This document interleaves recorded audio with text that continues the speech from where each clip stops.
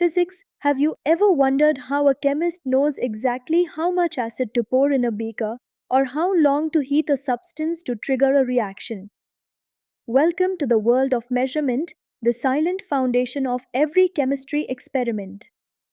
In chemistry, we are not just mixing random amounts.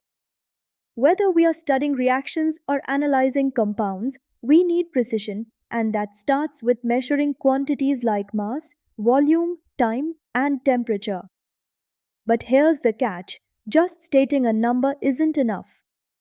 Saying 5 means nothing unless you say 5 what, 5 grams, 5 seconds. That's why units are essential.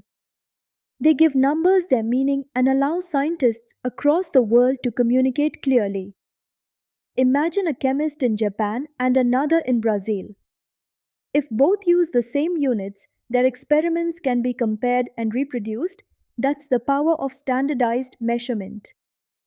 So, next time you see a label that says contains 250 milliliters of solution, remember that's chemistry speaking the language of units.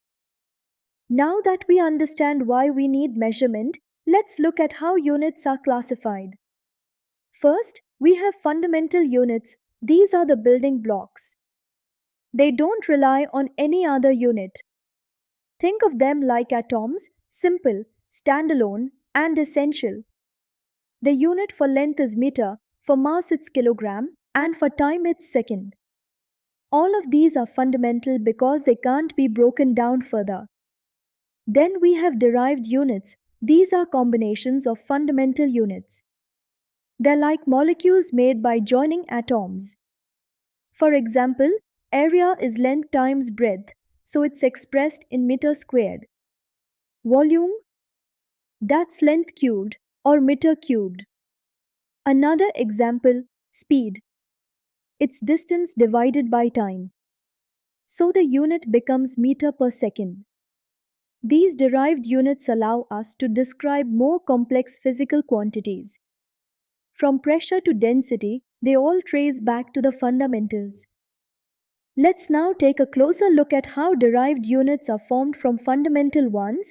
This is where math and chemistry meet. Start with area. It's simply length times breadth. If both are in meters, then the area is in meter squared. Move to volume. Length into breadth into height gives you meter cubed. That's the standard unit for space occupied. Now consider speed. It's distance by time. If distance is in meters and time is in seconds, then speed is expressed in meter per second. One more, density. That's mass divided by volume. So we take kilogram and divide it by meter cubed, the unit becomes kilogram per meter cubed. These are all examples of derived units created from the foundation of fundamental ones. By step. Before scientists agreed on a common system, different parts of the world used different sets of units, and that made things confusing. Let's explore the three historical systems. First up, the CGS system, used mostly in France. It uses centimeter for length, gram for mass, and second for time. Then comes the FPS system, followed in Britain. Here, foot is the unit for length, pound for mass, and second again for time. And lastly, the MKS system, where meter, kilogram, and second were used. This system became the foundation for what we now call the SI system. All these older systems had their own units and symbols. But science needed one global language, and that's why the metric-based SI system was born. Let's meet the global superstar of measurement, the SI system. Formally adopted in the year 1960, the SI system stands for Systeme International d'Unités, a metric-based system used all over the world in science and industry.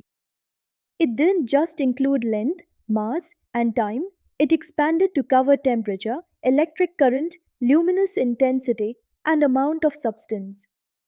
That gives us a total of 7 fundamental units, each with its own symbol and defined standard. And it didn't stop there, The SI system also added angle and solid angle as supplementary quantities measured in radian and steradian. The beauty of the SI system is that it's universal, consistent, and scalable. You can go from nanometers to kilometers using simple prefixes like micro or kilo. So, whether it's a physics lab, a chemical factory, or a medical device, you'll find the SI system silently running the show. Before we dive into the exciting reactions and experiments of chemistry, we need to get one thing right: the language we use to measure the world around us. And that language is made up of units. Have you ever measured out sugar for a cake recipe or timed your microwave popcorn? You were using units, grams, and seconds. In chemistry, we do the same, but with a standardized system known as the SI system. There are exactly 7 base quantities in the SI system, and each has a unique unit and symbol. Let's walk through them. First, length. The unit is meter, spelled METRE, and the symbol is small m. Next, mass. We use kilogram with the symbol kg. It's what we use when we say something weighs 5 kilograms. Time is measured in seconds with the symbol S. Whether it's the time for a reaction to complete or a stopwatch ticking, seconds are our go-to. For temperature, we don't use Celsius in scientific work, we use Kelvin, and the symbol is capital K. 0 Kelvin is absolute zero, the coldest possible temperature. Luminous intensity, which measures brightness, is expressed in candela, symbol CD. This might show up in photochemistry or light-based reactions. Then comes electric current, measured in ampere, symbol A. Whenever electricity is involved, like in electrolysis, we use amperes. And finally, one of a chemist's favorites, amount of substance. That's where the mole comes in, and symbolized as mole, this unit lets us count particles by weighing them. Here's something fascinating. 1 mole contains approximately 6.02 times 10 raised to the power 23 particles. That's 6.02 followed by 23 zeros. Whether atoms, ions, or molecules, 1 mole is your chemical counting scale. Each of these fundamental units forms the foundation of all other derived units in science. Just like atoms build molecules, these base units build up the entire measurement system in chemistry. Let's wrap up this journey into the world of units by seeing just how vital they are to chemistry in the real world.